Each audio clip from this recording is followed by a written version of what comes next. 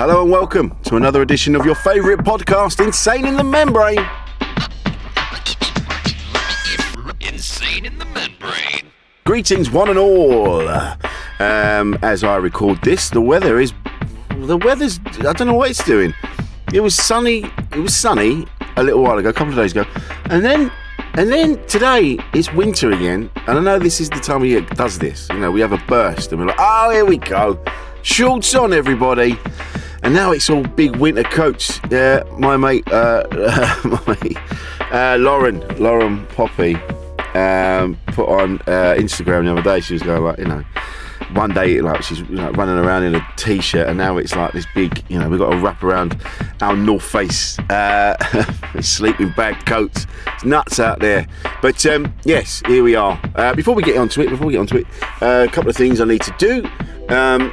Become a Patreon. If you become a patron, you'll get to watch behind the scenes recordings of this episode. So go to patreon.com/membrane podcast, and you can pledge what you want. Well, we're going to be doing other things as well. We're getting there. We're two old fellas working it out. There's going to be other stuff for our patrons that we're going to do. So this is what we're doing at the minute. And just, you know, bung us a couple of quid. You know, if everyone listening to this gave us £1, we'd be laughing. We're bloody laughing. So if you could do that for us, go to our Patreon page, pledge us some money. And honestly, it all goes back into the podcast, and it helps us keep the lights on, it keeps us doing what we're doing. Because at the end of the day, we need a bit of help, but not much, a little bit, just to keep us going. And if you could do that for us, that'd be great. And like we say, you get exclusive behind the scenes footage, you get early access to the episodes as well. We're going to be doing a thing as well. We're going to be doing all sorts of things. Message us, and send us a line. Drop us a line. Send us a message. We'll have a chat. And any patrons listen to this. If there's anything you want us to do, or you think would be better, things we need to tweak, get involved. And as a Patreon, you can do that. Become almost like one of our producers. You see? So do that for us. Go to patreon.com/membrane podcast and become part of the team. Why not, eh? Why not? Come and do that for us. Also, check out our stylish Insane in the Membrane t-shirts from buythatmerch.co.uk. That's the boys from SOS Clothing. They're now doing they've got another branch of that, where they're doing band tees, they're doing merch for all other podcasts and things like that. And our merch is on there as well now. And initially it was just like a gold t-shirt with the black writing down the front. But now there's all manner of colours. It's green, red, black, grey, all manner of things. So go to that website, go to buythatmerch.co.uk, tell them we sent you. And let's all run around in the merch looking stylish. Anyway, well, yeah, hopefully the weather will pick up. I think it will, but then of course it will. And then you get yourself a t-shirt, or you just wear it around the house. Look brilliant around the house. Why not, eh? Also, we've also got our limited edition Insane in the Membrane coffee beans from wogancoffee.com, based in Bristol. If you use the exclusive Membrane listener promo code Membrane, that's one word, you'll get 10% off our podcast packs. So do that for us. Go to wogancoffee.com, use the promo code Membrane, one word, and you'll get 10% off your coffee. So do that for us. That'd be fantastic as well. Good people doing good things. Lovely. Also, we're on the socials. Now, I always forget to plug this. In the 3 years we've been doing this, I keep forgetting, and I watch other people. We've been watching other people and see what they do, and they're plug all the time, and I always forget to do it. I don't know why. For some reason, they're all separate in my mind. But we are on Instagram.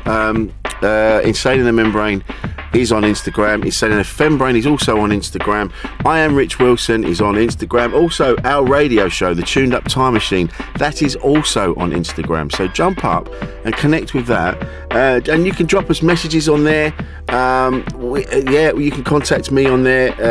And it's me that deals with them. We don't have someone else dealing with them, so you can contact me directly. So do that for us. So it's at I Am Rich Wilson. It is at Membrane Podcast. It is at Fembrane Podcast. And at the Tuned Up Time Machine, all on Instagram. I'm also on Twitter. I Am Rich Wilson. I'm on there. I'm on Facebook as well. Rich Wilson. Membrane Podcast is on there as well. So you can get us everywhere. Come and find us. Join up. link to us. You'll see where I'm gigging as well. I put my gig lists up. I'm all over the place. I'm everywhere. So if you want to come and see me do my comedy, you can come and have a look, see where I'm going to be at, and that'd be great. Be nice to see you. So anyway, I think that's the admin out of the way. That's a lot of admin this week. One day we'll be big enough to advertise mattresses and stamps.com. But for now, we've got our lovely little bunch. We're doing that. That's lovely. Thank you. So this week, I will say this actually. So the last couple of months, I've been struggling a little bit. I'm not going to lie to you. I've been struggling with a bit of not knowing where my place, not knowing what my place is. Where am I supposed to be? What is going on? Should I keep doing the podcast? And luckily, I've had producer Paul to tell me that yes, you should keep doing the podcast because lots of people still enjoy it. You know, you get a little bit of self-doubt. You're like, oh God, what's the point? Am I wasting my time? Are people still enjoying this? And then you see that people are still enjoying it.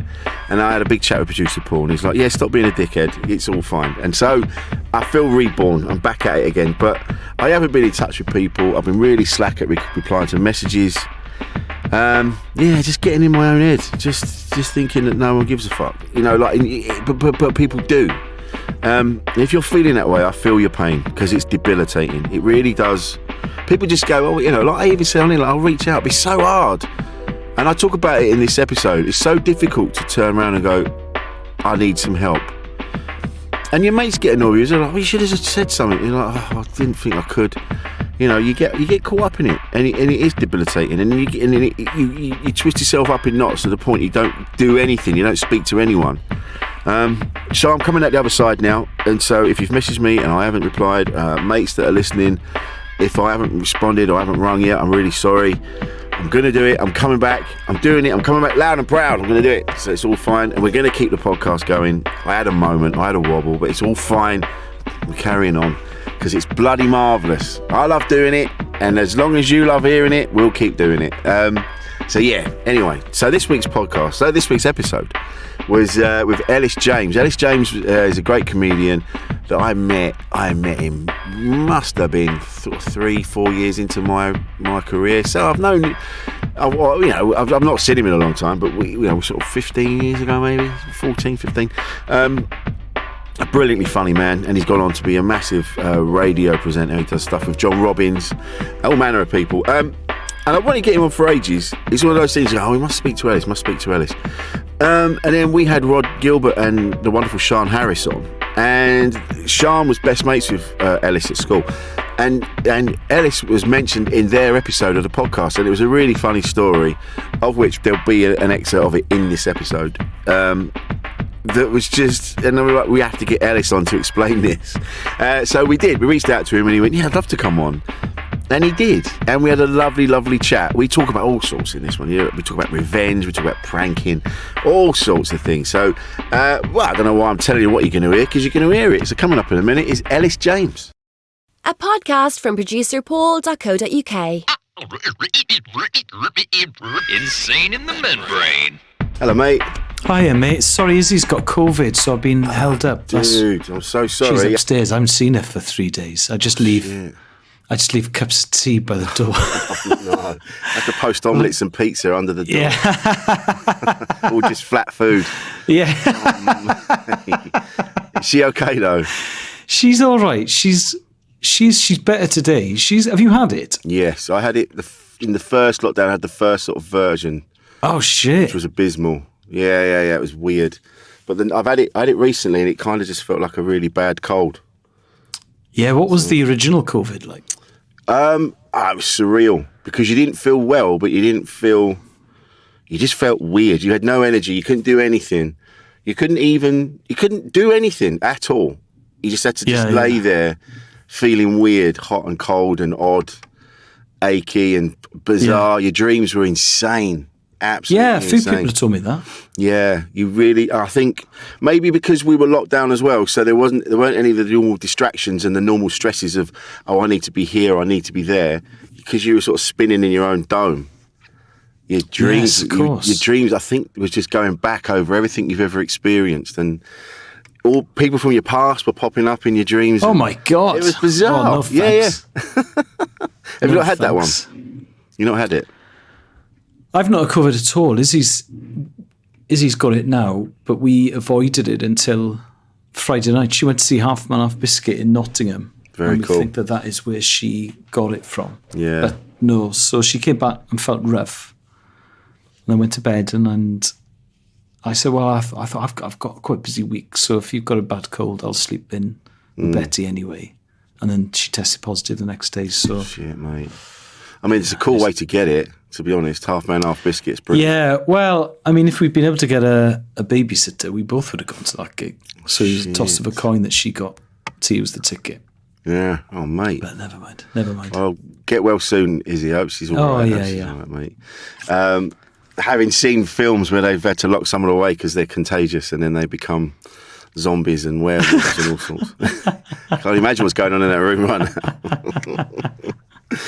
But are you good apart from that? You all right? I'm good. Yeah. I'm good, actually. Not too bad at all. Good. Because you popped up on Rod and Sean's episode. Oh, yeah. We were talking about when you were at school and Sean was telling us some stories. Because you were at school with Sean. I was, yeah. And she was telling us, we've got a clip, we're going to put it in. We'll put it in now. Okay then, hold fire. Yeah. Here it comes. This is. You've got some things to answer to, Elis. Right. We were taken into a room by the teacher, and then they talk about whilst all the boys were outside, like doing shapes on the window and like doing moonies and stuff. And they're like, "Woo, they're talking about periods." Was that Elis? Is it? All Is that of Elis them. James? Yeah, Elis James. And I'm Sounds naming like Elis names. James. It does, Yeah, doesn't it it? does, yeah. But all the boys He are still does outside. that when you have your period. He still comes down your moons through the window. I lived with him for 10 years. He does. He's every month. He's every got, month there to he's put got up. the app on his phone that he knows when you're on your period. Clue. That's what happened. You were in sync, weren't you? Yeah, That's what happened. Every I time was you were on in a period, sync. he'd pull his trousers down. It's like one of those clocks where I come out with my period and he comes out the other side and doesn't move. It got so bad. You were in sync with his bum and the moon rather than the moon. The moon cycle. This is brilliant.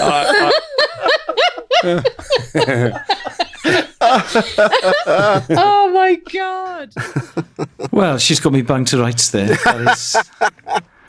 That's my teenage years in a nutshell, and that's when I lived with Sian for 10 years in a nutshell. She would have a period and I would pull my trousers down. And to be honest, it's only now with the sort of, looking back at it with arm's length, because it's 10 years since I lived with her, it's only now that becomes weird. But at the time, it just felt completely normal and rational. It was, there we go. We all did it. We all Yeah, God. The 2000s. Women would have periods and their male housemates would just pull their trousers down. Good days. I was saying earlier, I went to an all-boys school and there was a time when it was just an ocean of dicks. There was just dicks everywhere or arses everywhere. I remember we used to do a lesson. Ocean? Yeah, an ocean of dicks. It was just so many. Every time we turned around, someone had their dick out. It was disgusting. But I remember we used to do, there was one of our lessons was motor vehicle studies, and we'd have old cars donated that we would fill around with the engines and we'd pull them apart and all that. And when I look back now, I'm like, those are some classic cars that we fucked up. Yeah. But one of them, we used to sit in one, and the lads used to, at lunch break, and they'd smoke in the car and things like that. And it was the first time I heard Nina Simone, My Baby Just Cares for Me, because it came on the radio. And then Glenn Hutchins started to do a striptease in the car, and just shoved his ass over the back seat, over the seats to where we were sitting. So every time I hear that song, I think of Glenn Hutchins' ass. Yeah, teenage boys have got an amazing way of spoiling what could be quite nice memories. That should be amazing. It's your school days, your salad days, you're mending a classic car, you're Nina Simone for the first time, and what's that? Oh, it's a bum. It's my friend's bum. It's always the same. Yeah, and but like you've just said, then it was just what happened. Everyone was like, "Yeah, it's fine." We would. I don't know if it's because all of the kids I know, and I know lots of kids, but they're all under the age of about 8. So I don't know anyone really between the ages of 8 and about 25 or 30. So the teenage years and the early 20s really, apart from a couple of exceptions, are a gap. Now, think back to my own teenage years, very, very Mooney dominated. So we would get, a teacher of mine would organise buses to watch Welsh internationals in the football. Yeah. So my first experiences of watching football were going with the school because my dad didn't take me. And there'd be, 5 or 6 coaches leaving our school at about 4:15 to get to kick-off, to Cardiff kick-off. And we'd be sort of passing each other on the motorway. And it was just Moonies. And now, if I was driving along on the motorway on a bus and a friend of mine said, pull your trousers down and press your bum cheeks against the window, I'd say, are you insane? Of course I'm not going to do that. Are you mad? What it would take. And there were other people in other vehicles going, is that Elis James? Yeah, what's he doing? And also, I think the worst bit of a Moonie is then when you've got to pull your trousers and pants back up. Yeah, finished now. That's done now. I was showing my bum then, but now I think the time for bum showing is over actually. So I'm just going to put my trousers and pants back up. And we can carry on with what we were discussing a minute ago. Anyway, yeah. Oh, sorry, yeah. What were you saying? What were you saying? Until I got bum out. Oh, sorry about that. Just got distracted there. Anyway, back to you. I remember. It's funny doing things like that. I remember I used to do gigs out in Cyprus. And they had the army ones? Yeah. And they had this, there was this truck, this 4-wheel drive truck that they had that we were allowed to use to get around. And I remember we were driven along by somebody and they talked about someone that mucked around and stood on the foot rails on the side of this truck while it was moving. And we were driving along and I went, oh, that'd be really fun. So I did it. So I got out of the truck and I'm hanging on the side as it's driving along.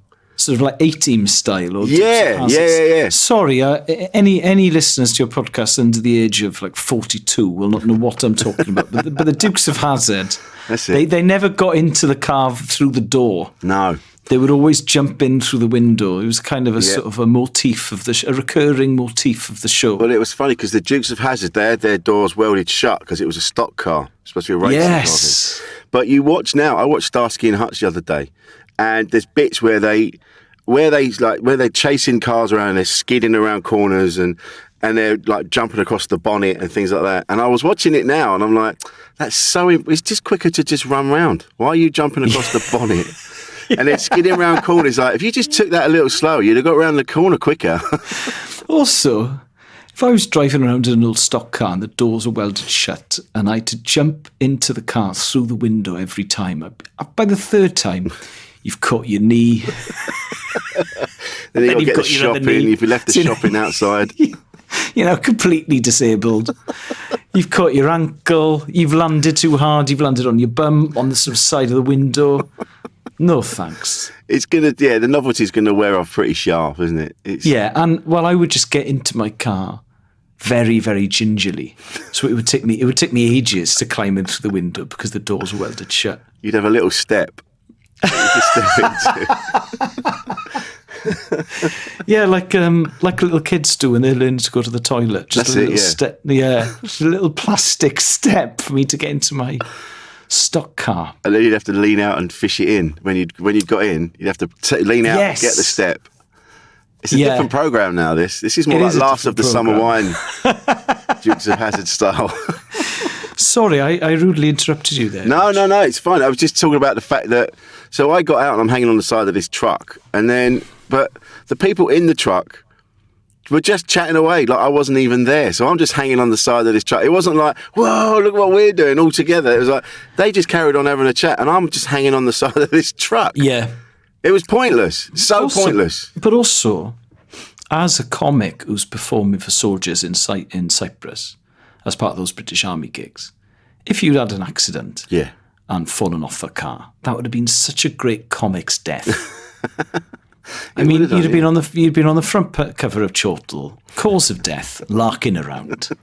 Couldn't resist it. It's like lots of the comics who do those gigs, they often have their photos taken sort of holding guns. Yeah. And you just think, if this goes wrong, again, that's a great comic's death, isn't it? It'd be brilliant. Just the other comics that are on the gig holding an urn. And a steering wheel. It's what you would have wanted.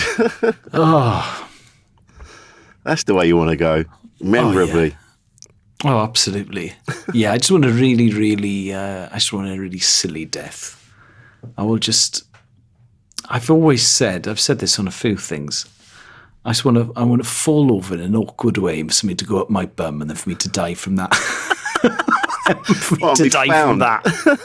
Found, yeah. And it had actually gone up his bum until he died. Like an umbrella or something like that. Yeah.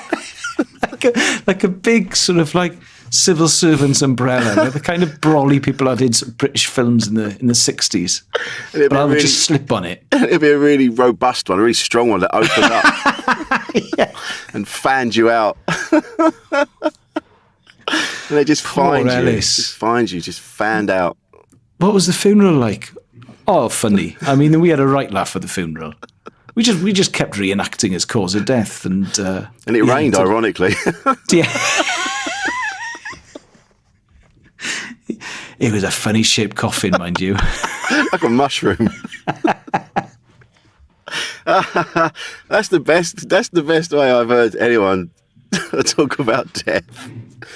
I'd like that. I'd like to go in an unusual way. Yeah. 1 minute I'm just walking along, next minute I'm just gone. Yeah. I think. I don't fancy the long drawn out kind of.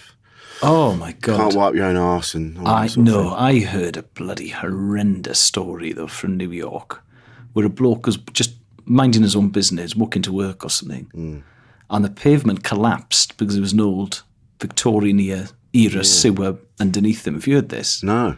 So he just fell into the sewer, landed on his back, at which point he was covered by thousands of rats. Oh my God. Can you imagine anything worse than that? So obviously he didn't want to. So in the end, the passers-by realised what had happened and they called 911 and they came to get him.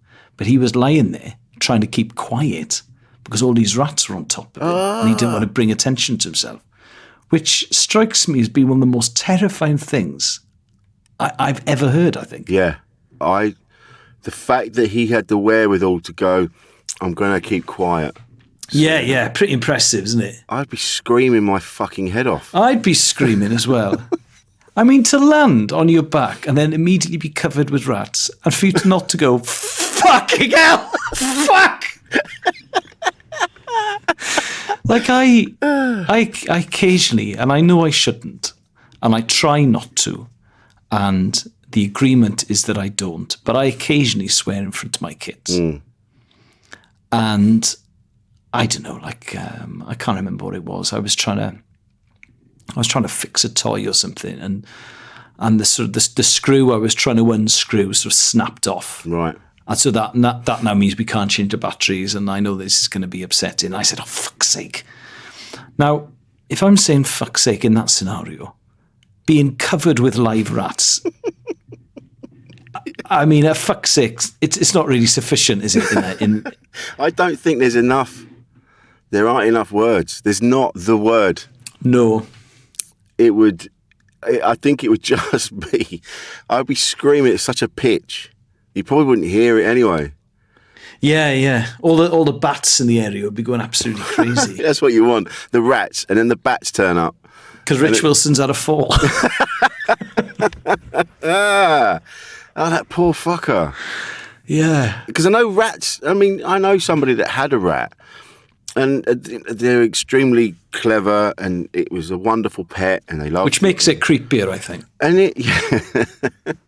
But I think lots of them together, they would have been startled as well because of the thing falling in. Yes. So they'd feel under attack. Jesus. I think I'm not scared of spiders, and I'm not scared of snakes. I mean, I would be if I was abroad.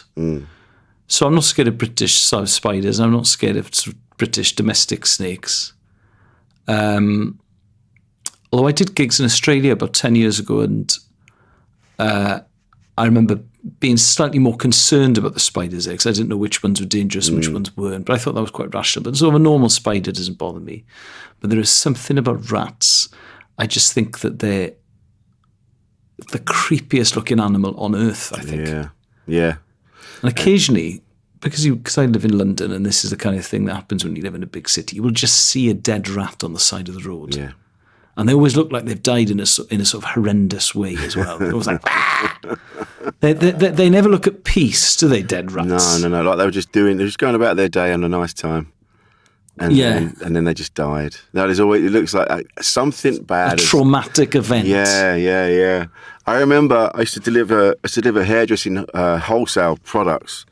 I got to this place in Erith in South London. Oh yeah. And as I got the box out, I saw in the corner of my eye by these bushes, I thought it was a cat. And I just looked, and it was the biggest rat I've ever seen in my entire life.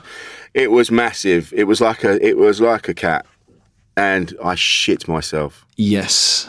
Oh my God. Yeah. It scurried into the bushes. The tail was so long, and it just went off, and you're like, have I just seen the king of the rats? Like, have I seen Shredder? Yeah. Jesus. It was massive. Do you reckon he looks at himself in the mirror and thinks, I am pretty fucking big for a rat, actually. I'm just judging by, the size of my mates and, family and stuff. I am a big one. I'm scaring delivery men who sort of delivering hairdressing products in the South London area. You've got lovely hair as well. Sorry? You've got lovely hair. Oh, thank you very much. So have you. Oh, thanks. You've gone for the old centre part thing. Only today. I've not put anything in it because I've got a hat today. I'm wearing a hat. Oh, okay. Yeah. Very nice. You know, it's funny. When we first met, I often tell people this story. We didn't know each other. We didn't even know we were both on at the same gig. We were doing Silky's gig in Cardiff. It was at the uni. At the uni, but it was the Royal College of Music and Drama. That's it. Where we were performing. That's it. And this is when I was more into my mod thing. I think, and we'd both seen each other from across the room. And we were both very similar in style, the mod thing. Yes, and silently to ourselves, we've gone, he looks cool. Yeah. And then Silky came in and went, oh, by the way, this is Elis, this is Rich. And we were like, fuck, this is, yeah. And it's a bit like, occasionally I will be driving along or something with Izzy in the car, and I will point someone out and I'll go, he goes to football. And she'll say, how do you know? I'll say, I can tell from his coat and from his trainers that he goes to football. Yes. It is inconceivable that man doesn't go to football because he's got a football coat and he's got football trainers. And it's part of I'm not really a comedian. I'm more of a sort of social anthropologist these days. Oh, right, yeah. Yeah. Just clocking everyone in their Stone Island. Yeah, like sort of David Attenborough, but for men. Like real men, like football men. Yeah, real lads. But you can see there is a look. Where I live in Stratford, I live in sort of near West Ham Stadium. And when the football's on, you see the lads then, and they've all got their long coats or their long Macs and their flat caps. And it's quite a look. And you can see you're going to the football. Yes, absolutely. Yeah. I think actually there's less of this around. I think football in that sense is one of the last of those clothing-based subcultures that's still quite big, because I think you could date the British high street pretty accurately to the sort of 12 months to the year from about 1955 onwards, judging by how the teenagers would dress. Yeah. Because they'd be dressed like mods, or they'd be dressed like skinheads or hippies, or in a sort of more in a more sort of glam style, or in a more sort of a northern soul sort of style, and then there's the punk style, and I think. And then you've got, through to sort of Smiths fans had a look, and then Stone Roses fans had a look, and blah, blah, blah. And then Acid House, all the ravers had a sort of very certain, distinct look. And a mate of mine, he lived in Brighton in the sort of early 80s. And he said it was a nightmare for me because I was a young mod. But I would want to walk down to the beach on a Saturday morning just to see my mates. But first off, I'd have to pass the skinheads, and they'd start on me. Jesus. And then if I'd managed to escape the skinheads, the casuals who were on their way to watch Brighton play would start on me. And then yeah, it'd be the punks, and then the punks might start to me. So there was the punks, the skins, and the casuals were all trying to chase me. Then by the time I got to the beach, I was knackered and scared. and then you'd have the goths, and you'd be like, well, they're all right. They're not going to bother anyone. That's one that still exists. You still see, especially in smaller towns, you still see kids who are dressed like goths. Goths are still huge. Yeah. There's a huge community. There is a massive mod community. It's an older generation now. They're still fighting the fight. They're still there. I remember going to a scooter rally, and there was these massive skinheads there, scooter boys, huge, and they were. And if you were to encounter them in any other situation, you'd be a bit worried. You'd be a bit, oh shit, that looks like, because of the stereotypes. You're kind of like, oh, he's going to kick off. Like the shiniest Doc Martens I've ever seen, immaculately turned out, beautiful looking men, incredible, but massive, and they look like any minute now it's going to kick off. But Big then necks. this northern soul tune kicked in, and they become like ballet dancers. These massive skinheads just pirouetting around, and it was one of the most glorious things I've ever seen. Well, the Cardiff City hooligan firm were called the Soul Crew because the two things they liked were fighting and soul music. I mean, and if it sounds like a lie, but that is true. The thing with mods or subculture that's still going. I used to know a bloke in Cardiff who ran mod nights. And he booked out this huge venue, and he said, "Would you come?" And I said, "Absolutely." And I went, and I was the first one there. So it's a completely empty dance floor. The music's really, really loud, and my mate was behind the decks, playing sort of soul tunes and stuff. And this venue was massive, and I thought, "Oh my God, he's going to lose an absolute fortune." So after about an hour, it's still just me. Oh no! And I thought, well, I can't dance because it would look like I'm taking the piss. So I just sort of sat next to him and had a few pints, offering him to buy him drinks because I thought he's going to be in turmoil. Yeah. And he kept saying to me, "There is a coachload of mods coming from East London, and there is a coachload of mods coming from Birmingham, and they will be here." I remember thinking, mate, you're deluded. there is no coachload of Cockney mods. It's just not going to happen.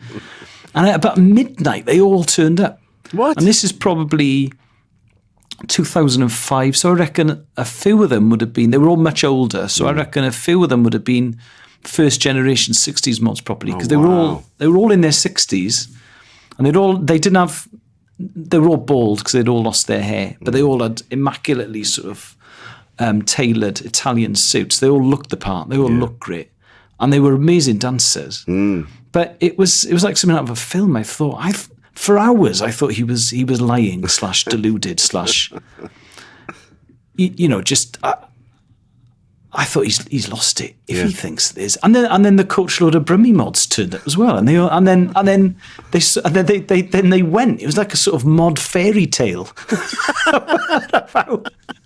about when they end, they all got back on the bus. See, it's a beautiful thing. I love it when things work out, and it is. I've loved fashion since I can remember, and it's funny. I watched that film Away Days. I'm not really big on football, but I love that film because it talks about the fashion and it talks about the relationship between the lads in the gang. And how they weren't really into the fighting; they were just part of something, and they wanted to get away from it. And then he's got a stack of Adidas boxes, and he's got the Adidas Forest Hills with the ones with the yellow sole. Yeah. And it's brilliant. It's just a nice moment. But I've always been fascinated by the connection between music, fashion, and football. Or it's amazing. And I think as well, the men who dress like that, I suppose nowadays they'd be known. I mean, in the 80s, they were known as dressers or trendies, but they're sort of known as casuals now. That's how they're written about in the press. I think, interestingly, they're dressing for other men. Yeah. They're not dressing for women to find them attractive. No. They're dressing for other men to go, that's a nice jacket. Which is a mod thing. Yeah, absolutely. Yeah, I quite like the peacockery of it. Yeah. Going to watch your team, but thinking that you're an ambassador for your team, so you want to wear a nice jacket so that fans of other clubs don't think that your team has got scruffy fans. I love that. That's lovely. I've never heard that before. And it's a good point, actually.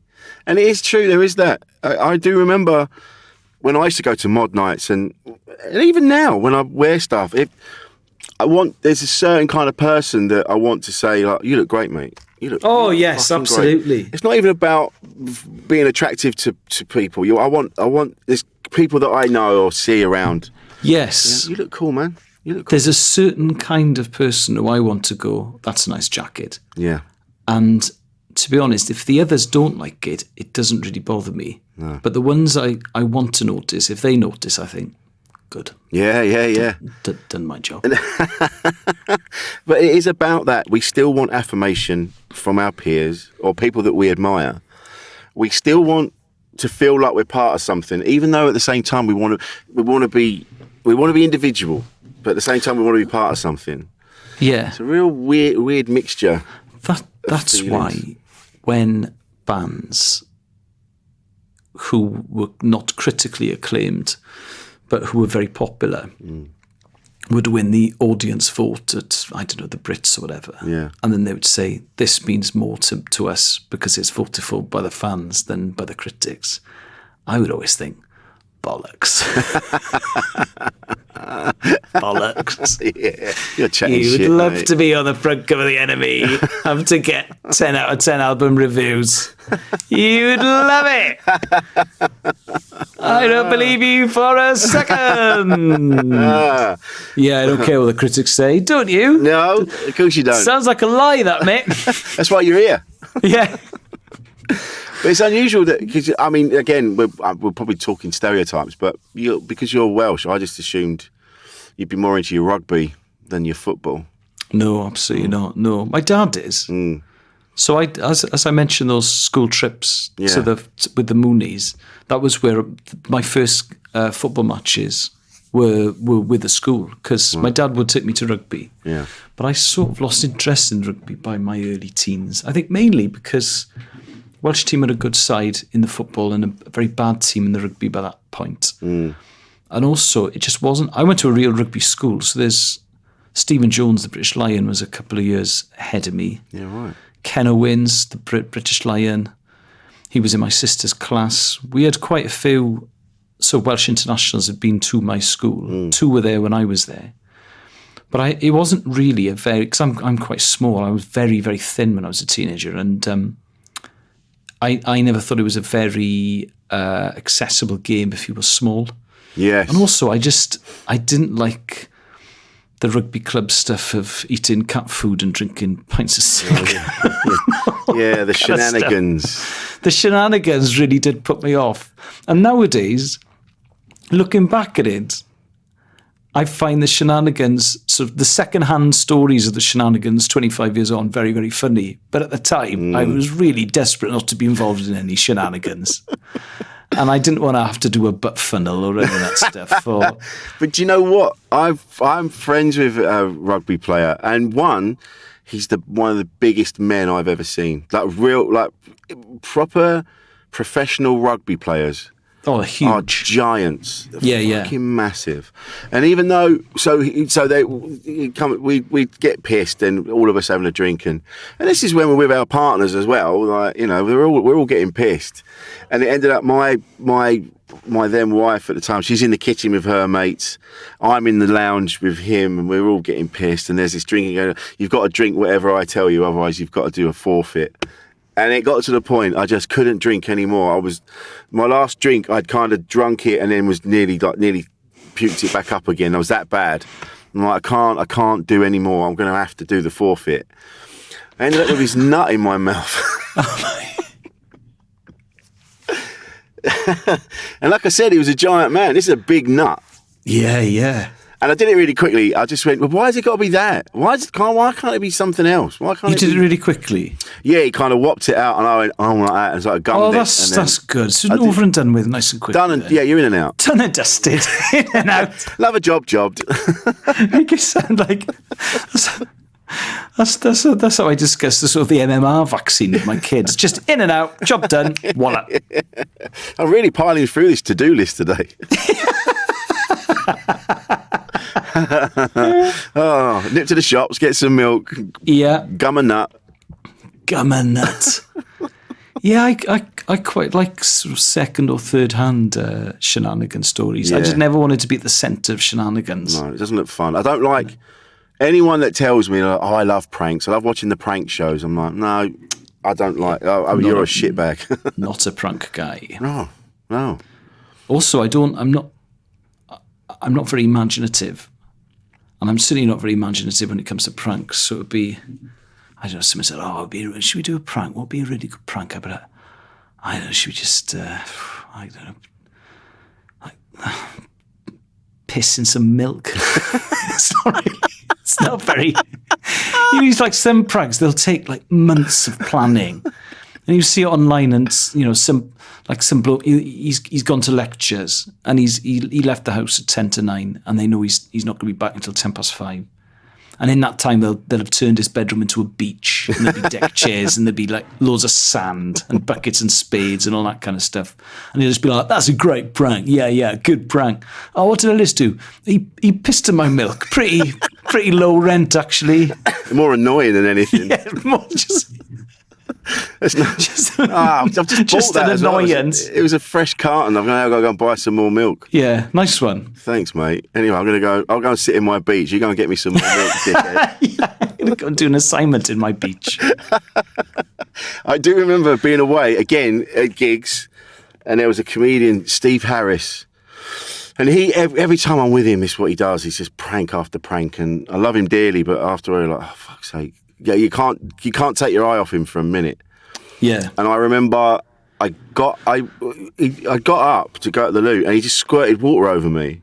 Oh no, that was it. I'd gone to the loo, and while I said to him as I left, I went, "Don't fuck with my stuff," which is it's an invitation, isn't it? Yes, it is. Yeah, you'd be naive there. Yeah, it was ridiculous. You've opened the doors.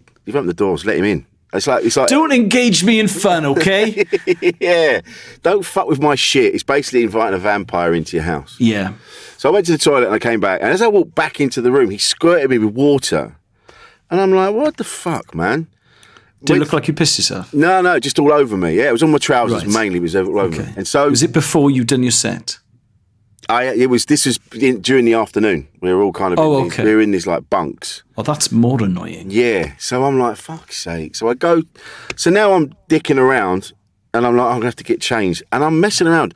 Everybody else in the room is killing themselves laughing, and I'm thinking I'm having the gig of my life. Everyone's pissing themselves laughing. Yeah. The more I gooned about, the funnier, more people laughed. They were filming it. I'm like, oh my god! I'm playing up to the camera, mucking around. So then I take my trousers off, and I go to put these other trousers on, and I put my leg in, and I put one leg in first, and then that's fine. Went to put the other one in, and he'd sewn it shut. So in the short time I was in the toilet, he'd managed to sew my leg shut on my trousers, and I just happened to put one leg in first, and then went to put the other one on, and I was like, what's going on here? I thought I'd caught my foot in like a crease or something like that, and I'm trying to. By now, the whole room is falling around, and then I suddenly twig what's gone on. And like, you bunch of wankers, and you let me goon about, and you were all like, I thought you were laughing at me. That's also with what I was doing. That's in the time you were in the toilet. He managed to sew your trousers shut. I was in the toilet 5 minutes, if that. That is absolutely extraordinary. Yeah. He managed to sew them shut in a matter of seconds. I don't know how he managed it to this day. And every year when it comes up on his memories, he reposts the video because it's on Facebook. That man is dedicated to pranking. Isn't it? I mean, it's horrible. It's funny now, but at the time I was so embarrassed. But you kind of just have to ride it out and laugh and go along with it. But I was so embarrassed. And I've got that much dedication to anything. Good. It's not a good thing to just torture people. What creates a prankster? It's got to be a shit house, isn't it? You've got to have a weird upbringing. I think he was brought up with 5 sisters, and they terrorised him. Yeah, I was going to say it must be a sibling thing. I reckon. Yeah. I reckon if you've got maybe siblings of a similar age, I reckon that would be quite big. Yeah. But no, it just all seems like a lot of. I just don't think I've got enough energy to be a prankster. You're very low key. It would have been, like you just said, there'd be sneaky pranks. I think or whatever you at the time. If something came to mind, you'd go, "Oh yeah, I'll just do that." Like pissing in the milk. Yeah, I remember a mate when I was in my early 20s, and he was upset with his housemate. I remember him smoking into her milk. Oh God! I remember thinking, "What if we're animals? What is happening? Why? Have it out with her." Yeah, just talk to her. Why have you got to fuck her up? Talk to her, man. Yeah. Why are you smoking into another person's milk? This is a different level, isn't it? This isn't. You don't want to resolve the issue. You want revenge. And for whatever slight has come your way, that some imagined slight, you're like, right, I'm going to ruin your life. Revenge is a funny one. I always thought I thought I was the norm, but I actually don't think I am anymore. I've never ever felt the desire to exact revenge on someone. Really? No, like I follow a Twitter account called Fesshole, where people anonymously confess to their darkest secrets. And a lot of them are, my ex dumped me by text message, so I did X, Y, and Z. You know, I saw one the other day where he or she had bought like 100 sets of keys and written his phone number on the keys and then left them all around, London or Manchester, wherever they lived. So people would find these keys and think, oh my God, I need to let this person know. How lucky that his phone number is attached to the keys. So it means I can return it. So he just got hundreds of messages that people saying, I've got your keys. Which is very imaginative. I just think if I'd been dumped in horrendous circumstances, I think I'd brood more than exact revenge on someone. I think. Yeah, I've thought there's a moment in the middle of being pissed off, and I've gone, fuck this. I'm gonna go and shit through your letterbox or something. Yeah, but I calmed down quick enough. I'm like, what's the point? It's just, this just makes it worse. I think what would calm you down or make you see sense would be the moment the envelope touched your naked bum. I think then you think to yourself, what am I doing? I'm shitting into an envelope. Shitting into an envelope, you mad idiot. That says more about where you are mentally than I am, because when I thought it, I was just going to go around it and just shit directly through the letterbox, where you're going to post it to them. Yeah. Oh, it's a very organised thing. Well, I think I am, and it would be more practical. That shitting directly into a letterbox is a criminal offence, and I think, as is posting excrement, that's a criminal offence. But I think it would be easier to get away with. I think if you were posting it. Also, it's likely to be caught when you're doing it. When you're doing this, presumably under cover of darkness. Yes. It's a very exposing position to be in. Yeah, and you can't stop once you've started. So someone finds you. Yeah, and running away with a sort of shitty ass would be a horrible experience if you were caught. It'd be itchy and embarrassing. Oh God, yeah, because you wouldn't have time. They wouldn't let you wipe yourself down. You'd have no. It's evidence. So you have to sit. That crusty, itchy ass. There wouldn't be a moment of the whole episode where you felt good. It's definitely not the revenge. The person you've done it to just wins again. Yeah, absolutely. But then with the envelope as well, you'd have to make sure you didn't lick the envelope. You have to get one of those gummed ones because then there's DNA on there. There's evidence that that's you. True. I'm assuming that the police, if they took it seriously enough, could take DNA from your feces. Do you think? Yeah, because I suppose they could be in there, wouldn't it? It'd be in there. Again, not a very nice job for a PC plot. Hours work, horrible. Some lunatic. Yeah. Who got dumped. That was it. Anyway, we know it was Rich Wilson. He left a return address on the back of the envelope. We're gonna go and nick him tomorrow. He's so organised. Yeah, registered post. You got to sign for it. Oh my God. Well, I'm glad we had this conversation because it now means that maybe someone listening to this will think twice before exacting any kind of revenge. Kind of, if someone's upset you to that point, either talk to them or, or just go, fuck them. They're up. If they want to be that shit, good luck to them. Because they'll do it to someone else. They'll just keep doing it, and then they'll end up alone. So yeah, because we are of a similar age. So the two of us both remember, although it's going back a while now, John Wayne Bobbitt. Remember him? God, yeah. So she sliced off his penis whilst he was asleep, from what I remember. Yeah. And then drove off and threw it into a hedge. Oh, God. Oh, because hadn't he been cheating or something like that? I mean... Whatever it was, I think that the punishment is disproportionate. Yeah. It was the fight. It was the bloody... It was the... It was the finale. It was the fact that as a denouement, throwing the penis into a hedge was always my favourite bit of that news story. And then he went into pornography, from what I remember. Yes, he did. With his rebuilt member. With his rebuilt penis. I mean, that is someone that you've fucked off to such a level that they will drive your penis into the middle of nowhere. Yeah. So that you will never find it. Imagine looking for it. And then getting caught by the police. What are you doing? Yeah. I couldn't find my son's birth certificate quite recently.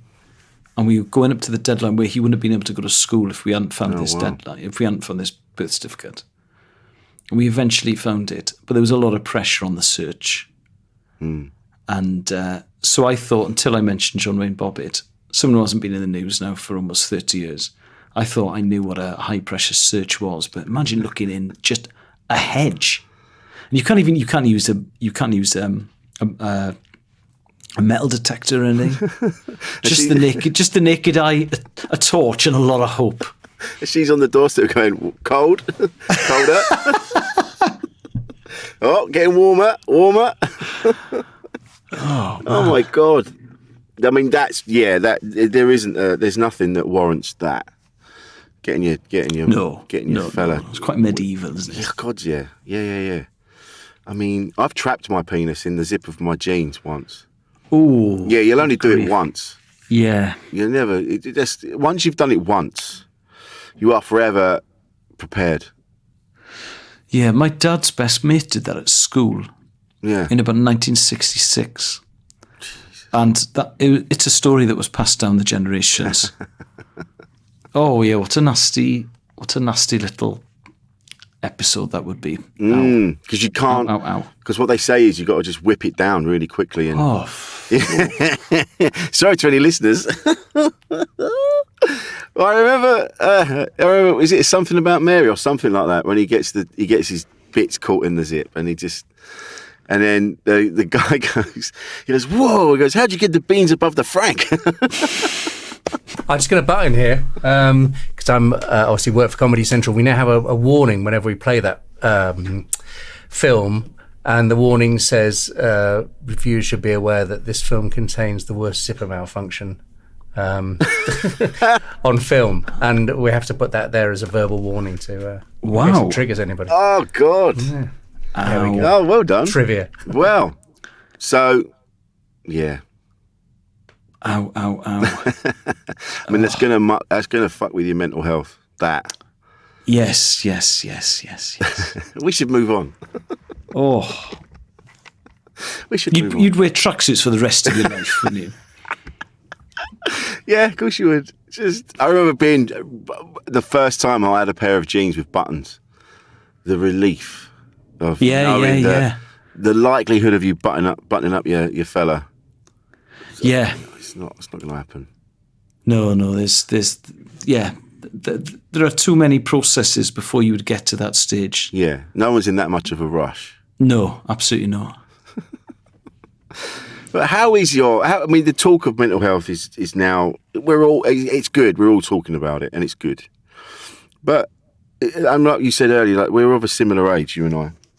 But have you been able to talk about your feelings and, about how, are there people that you've been able to sort of talk about these things with? Nish Kumar made a very interesting point. I read an interview with him, and Nish is about 5 years younger than me, I think. And he said, my generation are the worst because we know we're meant to get therapy, but none of us ever bother. And we tell everyone else to do it, but we don't do it ourselves. I'm about 5 years older than Nish. And I think that, yes, I think that I'd sort of, Shana, you've had on this podcast, was my best friend at school. So obviously, because she was a girl, she was far more open about her feelings than my male friends were. Yeah. But then, having worked so closely with John Robbins, who is a tremendously emotionally intelligent person and a very emotionally articulate person. Yes, I am, and obviously Izzy. But I think I've always had people in my life who I've been able to talk to. And my mum and dad, in fairness, were very open people when I was younger. But still, ultimately, it was still sort of West Wales in the 80s and 90s.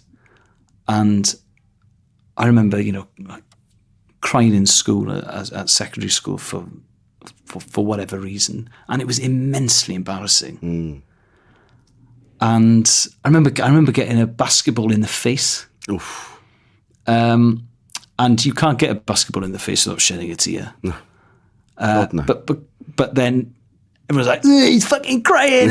So it was still a lot of that. Yeah. And the small experience I've had of teenagers, because obviously my kids are younger than that, but certainly the teenagers I am aware of and all their parents who I know, I think that especially boys are better or seem to be better at opening up than when I was in school in the 1990s. Definitely, yeah. I'd have been, if a friend of mine actually had come up to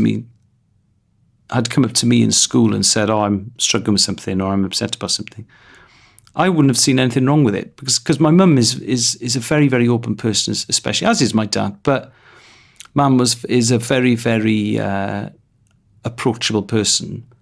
But I just can't I can barely imagine it happening. Yeah. And I think people probably are better at this stuff now. But I've always been lucky because with Izzy and John and Sian, especially when I was younger, there's always been someone. But I think if you don't have that, it must be absolutely crippling. Yeah. Because even if you do have very strong friendships, and even if you do have very open relationships with people where you're able to discuss your feelings, usually something will crop up that you think, I'm not comfortable to talk about this. And one thing I've noticed actually is I think I process bad news differently to some people. So lots of my friends, if something bad happens to them, they will want to discuss it immediately. Yeah. Whereas I will not want to tell anyone initially until I've absorbed it a bit. Mm-hmm. And then once I've absorbed it a bit, I am more comfortable in discussing the thing, whatever that may be. Yeah. So I tend to, if something's, if I've had bad news or something's upset me, I tend to go quiet, I think. Yeah, same. And there's nothing wrong with that. But I think some people initially, especially the people who are more open, will say, oh, he's a closed book. Or it's not that. I'm just waiting until I'm ready. And I think waiting until you're ready is, I think there's a lot to be said about it. I remember talking to Mark Watson, and he said there's such pressure on talking. Yeah. And he was saying that I actually love a text message. Yeah. It doesn't have to be a conversation or a phone call. I think there's something actually about, I think it's probably to do with the fact that you can prepare what you're saying a little bit and you can review it as you're about to send it. I think that texting or messaging or emailing or whatever, I think is quite often a little bit overlooked. I think it's quite underrated when it comes to discussing your feelings. But yeah, I still think though. I mean, I think there's a little aspect of me though that wants to keep things in house. I get you. Yeah. So yeah, there are certain things I probably wouldn't tell everyone, and I think confidentiality. If I have confided in someone and said please don't tell anyone, that would mean quite a lot, and I would then be upset if they said of course not. I mean, I told Andy. Yeah, but it's Andy. Who's Andy? Yeah. Okay. Yeah, actually, it's funny. Actually, I'm the same. I've just coming out of it now. I've had a few months where I've just been in my own head and wondering what to do next. And then I'm the worst. I say on here all the time, just talk to me or drop me a line, message me or blah blah blah. But just recently, I've not been able to. I've not been able to talk to people, and it got really bad.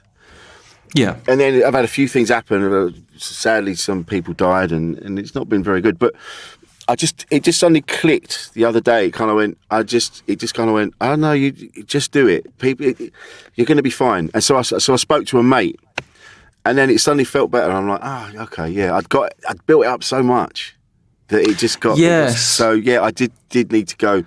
Because I didn't know how to ask in the end. I didn't know how to start the conversation. So in the end, I just had to go, I'm feeling really shit. And then that was it. It went from and that. Also, if they're your mates, they'll listen. Yeah. And if they're your mates, they won't judge you. I also think that sometimes your oldest friends aren't the people to talk about because they know too much of your backstory. Yeah. I think sometimes talking to a newer friend who won't remember how you would have reacted or responded to this thing when you were 15, 20, 25, 30 or 35 is actually quite helpful because I think if you're opening up to someone and confiding in someone, what you are choosing to say, those are the headlines, and that's the thing that's how you want to express it. Yeah. And I think that sometimes, obviously not everyone, but I think this is more to do with the person who's opening up. They think, oh, well, now they're going to remember that thing I said in 2001.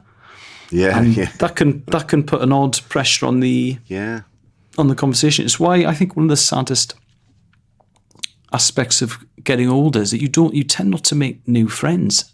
Certainly not as much. No. Or if you do, it's in a work environment. Yeah. I think we're lucky because I think stand-up in particular leads to very strong friendships, in my experience. Yeah. And I don't believe that stand-ups are as bitchy or as bitter as the stereotype would suggest. No. So I've made some brilliant friends out of stand-up. But yeah, it's funny, when you eventually do say the thing that's been weighing on your mind, it does tend to be a big burden of relief. Like, I read Governor B, the rapper's book. Yeah. And he talked about his father died very suddenly. And there's a passage in the book where, because of his upbringing and his mum and dad were from Ghana and he was brought up on a council estate in East London, I think, he felt completely unable to cry in front of anyone because of his upbringing. Yeah. And he said there was an enormous pressure when his father died on him not to cry, so he didn't cry at the funeral. And it's quite a powerful passage in the book. And then he does eventually cry. I think he cries in like a garden shed or something, a few weeks after his father passed away. And then he said that night was the first night I'd slept. Wow. And you think, what a powerful thing that is. And it shows that it's very, very natural. Like I remember, like I would never tell my kids off for crying. No. Whereas certainly when I was young, that was something other mums and dads did all the time. You'd always hear that. All the time. What are you bloody crying for? Yeah. What are you bloody crying for? It's mad, isn't it? He's 6. He's crying because he's 6. I'm very emotional. I'll cry. Even now, I cry at films. I blub my eyes out at the holiday at Christmas. Oh, God. Cry my eyes out. My one. I just cried. And Sporting montages. It's really embarrassing. If I was ever invited into Sports Personality of the Year, I'd be an absolute bloody mess by about halfway in. It's funny that God, they did so well at the curling, and I don't even like the Winter Olympics.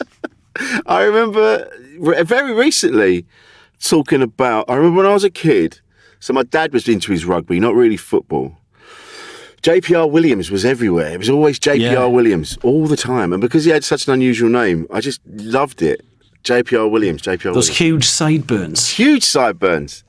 And then you see pictures of him now, and you're like, oh, that's not how I remember you. Of course, you've aged. That was 40 years ago. Yeah. You're like, shit. Well, get this right. JPR Williams, I think he made his debut for Wales in 1969.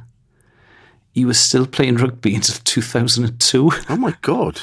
He was playing for, like, his village team. Jeez. As a sort of 55-year-old. Isn't that amazing? He just loved it that much. Just loved it, yeah. But he was a proper... he's a proper legend, like one of the old school, like getting arrested for drunk driving and being pissed. And well, he was but he was a doctor as well. I mean, rugby was still amateur those days, so he was a surgeon in the Heath. Was he? In Cardiff? Yeah. Jesus. And so he was a doctor Monday to Friday, and he was playing for Wales at Cardiff Arms Park for England from 65,000 people on Saturday afternoons, and not getting paid for it. Incredibly. Jesus. Just see, this is a different world, isn't it? And now it's become such a money-making machine. All sports have. But do you reckon? Because in those days they didn't used to go into the dressing room at half time, so they'd sort of eat their oranges. Oh yeah. On the pitch. Do you reckon they ever looked around at 65,000 people all walk into the concourse to buy a hot dog and a Kit Kat and a cup of tea and stuff, and think to themselves, they've all paid for tickets. There's a lot of money in this sport. But they must have done. We're live on BBC One. Why don't we get any of it? Oh. I've only got one slice of orange. It's not going to get me through the second half. One slice of orange and petrol expenses. You really had to love it. That's the thing. I suppose you did. Yeah. Mate, this has been lovely. Thank you so much for coming on. It's my pleasure. I'm not seeing for ages. No, it's been a long time. Well, you kind of went off and became a radio superstar. I don't see. Oh, superstar's very. I'm not sure I'd agree with that. A radio, just a radio. You went off and became a radio. Where can we find you? Are you on social media? I don't know. I'm on social media. I'm on Twitter, and I'm at Elis James. I'm on Instagram at Elis_James_content. Nice. But I often forget to post on Instagram. I only follow about 3 people on Instagram. It makes it a very, very relaxing platform. That's a tip for you. I've considered unfollowing everyone on Twitter. Yeah. You can mute people. Yeah. That's the one thing as well. I reckon I would be far more productive if I came off social media. Yeah, same. It's when you go, I've got so many things I should be doing. And then you go, oh my God, it's been an hour. I'm still sitting in my pants on the bed. Yes, on the bed. I'm not even dressed yet. watching a montage of ex-Man United and Scotland striker Brian McClare retrieving the ball from the net. And it's not even his goals. It's just a montage of him retrieving the ball from the net. Why am I watching this? Oh, I'm watching this because I absolutely love it. Do you know, it's funny. I'm not even into football, but I've been watching, compilations of like the greatest goals and things like that. Oh, great! Yeah, and I'm not even into football, but there is sometimes when some of the goals you just go, how the fuck did he get that in there? I think it's because I was watching Ted Lasso and it kind of got me all fired up. I do a football podcast, and we're recording this about a week after Wales beat Austria in a World Cup playoff semi-final. And I do a football podcast with Iwan Roberts, who played for Leicester, Norwich and Wales, and Danny Gambardone, who played for West Ham and Cardiff and Crystal Palace in Wales. And Gareth Bale scored this free kick. And Iwan went, I'm just watching it back. How does he do that? I thought, you played in the Premier League. And you sound like me. Of all the people out of the two of us. Yeah. How does he do that? And we were like kids. How does he do that? I suppose that's the mark of the man, isn't it? It is. It just goes to show you what a smashing fella. This has been lovely. Thanks, Elis. Really appreciate it, mate. My Give my pleasure. love to Izzy and I hope she gets well soon. I will do. Thank you. And you take care. Cheers, mate.